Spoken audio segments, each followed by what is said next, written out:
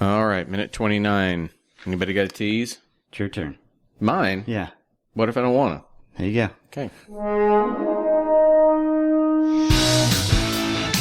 Take your stinking paws off me, you damn dirty ape! Exercise with an ape maker, human down. It talks. You're the keepers of the divine bound. It is our only reason for survival. We are determined to know what the apes want, war or peace. The only good human is a dead human!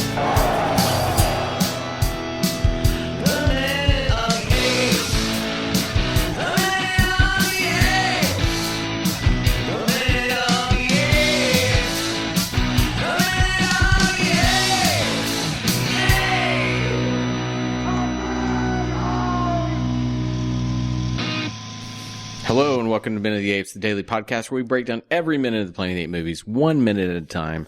I'm Todd. Let's see, who do I'm going to introduce first? Usually I go Sean then Richard. No, actually I think I say Richard and Sean. So Sean, you're first today. No, yay. Were you gassy I'm number there? one son. For a second there, I thought you were I was burping up some beers. Richard, how are you?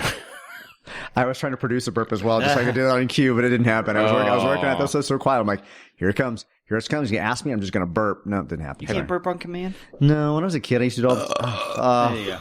Oh, my gosh. All right. We're done. Episode over. All right. That's minute 28 in the books. We'll see you guys tomorrow. Sean, have you let Richard know he's fired? He's my ride home. Oh, that's right. Sean, have I let you know you're sleeping in my yard tonight? All right, we're to minute 29. Sean, tell us what's going on. All right, we're starting minute 29 with Cornelius saying that when war became inevitable and ends with one of the panel members saying, Cornelius? All right, let's take a listen to minute 29 of Escape from the Planet of the Apes. When war became inevitable, enough for Dr. Milo to be murdered in your zoo, enough for my wife and I to be here now. From where, Cornelius? I told you. I'm not sure. Maybe the female knows. Of course the female knows. We came from your future.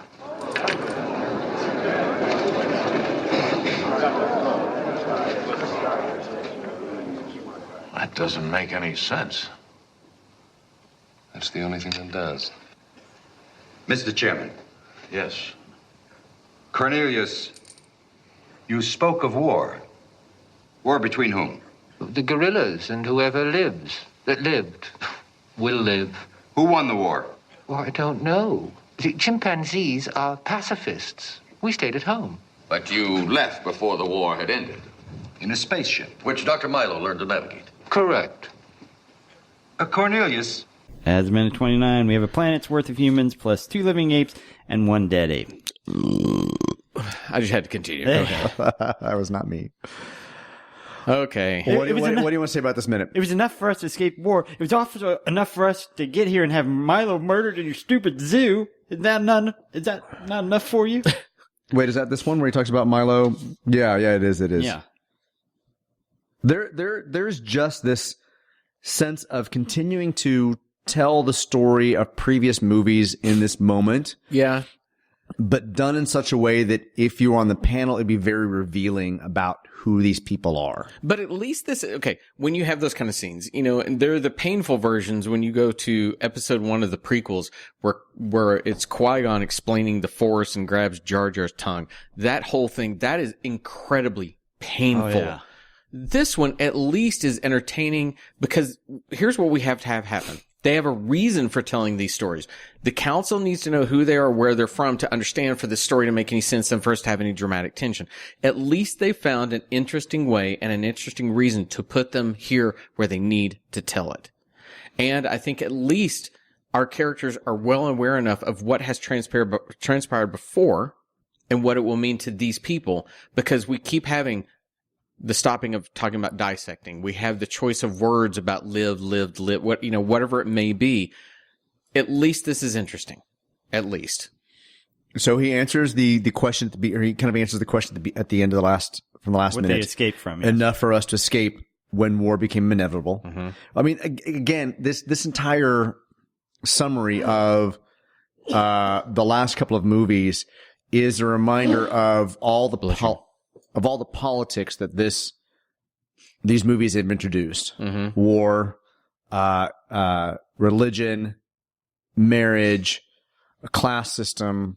There's just all of this kind of fascinating stuff that's kind of reminding the audience we've jumped into all of these hot political issues prior. It's also interesting too, because by introducing like that, you open the door to those things being something they have to deal with here in this movie, even though war does not exist. Well, and that's what I find fascinating. So just coming here, enough for escape when war became inevitable, I would be piecing together what is the future that humans are dumb and apes are intelligent. And going to war was and a war was inevitable for them. Where did we go? Yeah.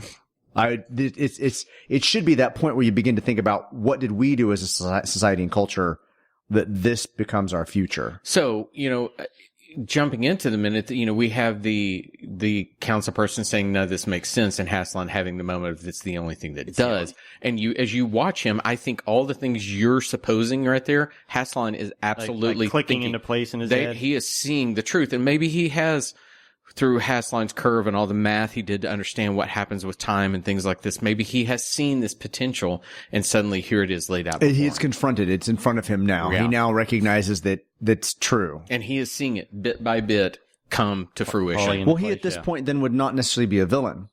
He might have started off the beginning of these minutes as potential villain, but him coming to making it all make sense, as an audience, he's being portrayed as something sinister. But at this point, I don't know that he's not going to be a savior. But at the same time, the best antagonist, and let's use that term in this. They think they're the good guys. They think they're the righteous one. They think they're the one that somehow. Dr. Doom just wants to save the world, and he has to do it by mercilessly crushing Reed Richards. But I'm just is it Killmonger that's in Black Panther? I at least watched him and I went, okay, I understand. I think he's wrong, but I understand why he thinks that and why he's doing it. I can at least see when you begin to think this about Haslan. If I allow this to transpire and I know how this works, that's what will happen to our people. And so if that makes sense, then he's not a villain. He's just the antagonist to our heroes' well-being. I'm going to go back just 2 seconds earlier, where Haslan repeats the question, but where are you from, Cornelius? And Cornelius says, I'm not sure. I told you I'm not sure. And the chairman kind of interjects, maybe the female knows, as opposed to calling her by her name, Zira. Right. And then Zira is like, of course the female knows. We came from your future. And she does this thing where she looks down at the ground and looks back at the chairman. I mean, she is just chewing the scene with everything that she's doing with her face is just so dramatic. She's doing everything, hands and head, standing up. She's doing everything she can to look down, look up. She's really owning the fact that she's wearing prosthetics and giving more emotion than almost anybody on the panel. Well, she also goes into her full Katharine Hepburn type delivery of everything is very sharp. It's like, good Lord, lady. It's working for her because between her and Cornelius is a little more subdued. He's getting a lot of good facial twitches in there. But in terms of what's happening on the council, everybody just has the same dumb, like, what? Look on their face. Nobody's really giving me much more than what the two of them are giving me. Well, speaking of dumb, in 2,000 years, they never named where they live. I'm sorry, I'm having dog Where do issues. I come from? Where do you come from? I don't know. You don't even say Ape City or anything.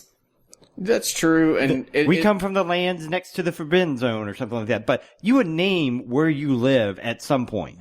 Even like the planet. I mean, like the ground, not necessarily the city, but you name the ground something. So Zero drops the bomb on them that they came from the future, right? Yeah. Haslan is already kind of piecing that together already because it makes sense to him. Right. Yeah. Somebody had to say it, and it made sense for Zero to say it.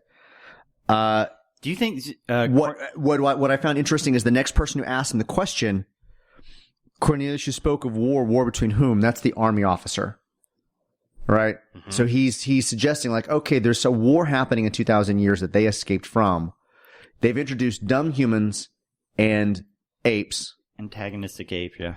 Who is the war between that you felt you had to escape? Now, he said the chimpanzees were pacifists, right? They stayed at home.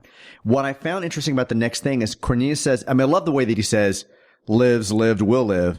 Between the gorillas and whoever lives, lived, will live. Whoever lives. Cornelius is already connecting their society today, human society, with who the gorillas went to war with in the future. He's already saying the gorillas went to war with whoever lived, will lives, lived from here, from the present. And he's answering the military's officer thing, letting them know there might actually be real humans alive that are intelligent in the future. The mutants. You know, so you look at where are you from, and I think Sean's right. You would at least reference Albuquerque. You'd reference something.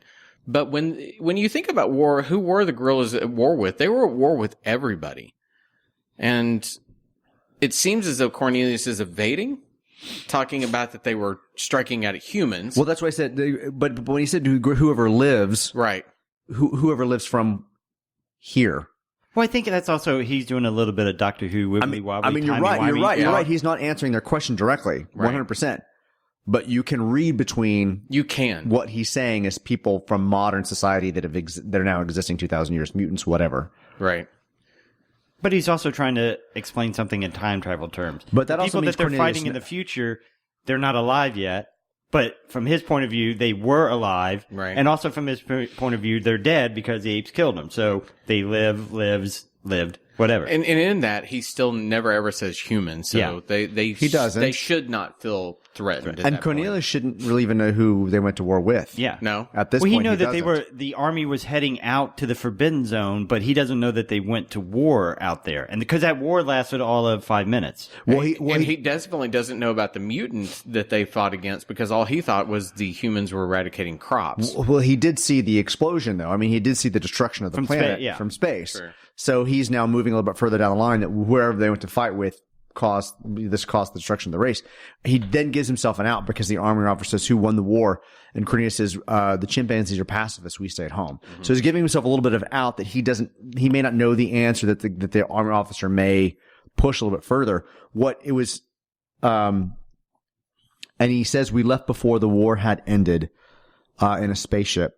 And then they ask him probably the most important question that I probably would have asked earlier, because of the spaceship. Do you know Colonel Taylor? Okay, so I'm glad you said that, because it is very odd that they never. Do you know Colonel Taylor? Do you know what was Brent? Was he a captain? No, Skipper was his. Right, captain. Skipper was the captain. Do you know Brent? You know, Brent had no designation. Do you just know Brent? Why don't they? And you want to talk about Dane tying these things back in and telling us the previous movies. Why didn't he directly reference those two people? I don't know. It's a weird choice. Real quick, just to step back a second. When Cornelius, was he bluffing, or did he really not know that they came from the future? Because he was bluffing. You think he's bluffing? Well, how about this? Milo told them as much in the cells, right? That they saw the clock counting down.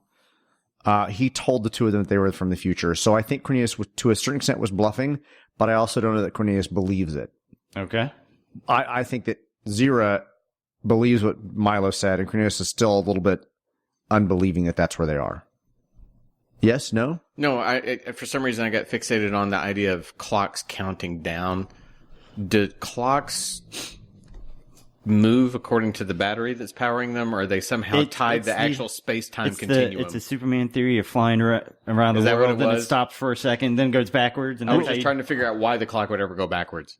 Well, that's how. You go fly around the world really fast, it stops for a second, and then it goes backwards. Which we need to discuss the end of Superman at some point. I'm just curious with you. Well, there's you truly comic nerds. I want to discuss that with you. Okay. I want the feedback. Okay. All right. I'm sorry, I digressed. So that's a good question. Was he bluffing? I think he was still being secretive and didn't want to reveal what Milo knew, because maybe he couldn't back it up. Maybe he couldn't explain it. Well, it's weird to insert Milo as the genius when really Cornelius and Zira have been the smart characters in the film, and suddenly now by inserting a genius, you're also inserting that they're not. You wanted to know why they said he was ahead of their time, so he is like.